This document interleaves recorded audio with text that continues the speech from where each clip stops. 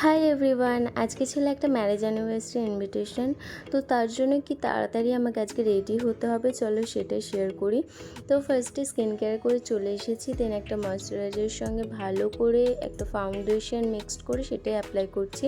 আমার ফাউন্ডেশনটা খুবই ড্রাই, সেটা ব্লেন্ড করতে গেলে অনেকটাই সময় লাগে, আর সেই সময়টা আমার সেদিন একদমই ছিল না, খুব তাড়াতাড়িতে আমাকে রেডি হতে হচ্ছিলো।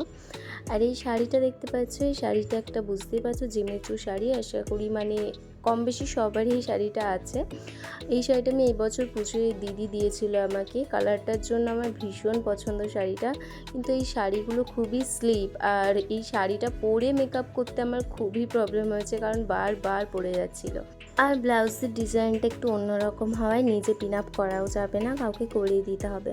তাই মা যতক্ষণ না আসছে আমাকে এভাবেই যাই হোক রেডিটা হতে হবে, কারণ অনেকটাই লেট হয়ে গেছিলো। আর আমার কোথাও যাওয়ার হলেই লেট হবেই হবে, কোনো দিন আমি ভালোভাবে সুস্থভাবে মেকআপ করতে পারি না। ভাবি এটা করব ওটা করব, আইটা একটু অন্যরকম করব, কিন্তু হয় না, সেই তাড়াহুড়োই কোনো রকম আর কি করতে হয়। তবু লাস্টে আমি মাস্কারা অ্যাপ্লাই করতেও ভুলে গেছিলাম। তো এদিকে বেসটা আমার অলরেডি ডান।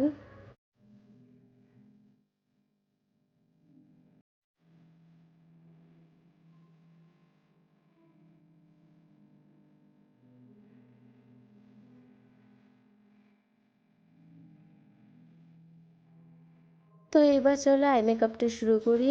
আর আই মেকআপ বলতে এখানে একটু কাজল আইলাইনার হিসেবে পরে নিই, সেটাকেই স্মাচ করে নেব।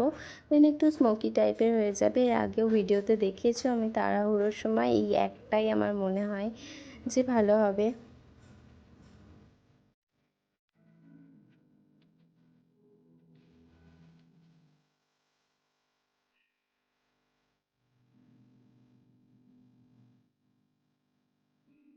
তো আই মেকআপটাও হয়ে গেছে, আর এবার লিপস্টিকের পালা। তো একটা প্রথমে আমি লিপস্টিক পরেছিলাম, সেটা আমার একদম ভালো লাগেনি, তো তারই উপরে একটা লিপ বাম অ্যাপ্লাই করে নিয়েছি। দেন দেখছি বেশ শাড়ির ম্যাচিংই হয়ে গেছে। তারপরে সবার লাস্টে একটা টিপ পরলাম, আর তারপরে টুকটাক কিছু জুয়েলারি।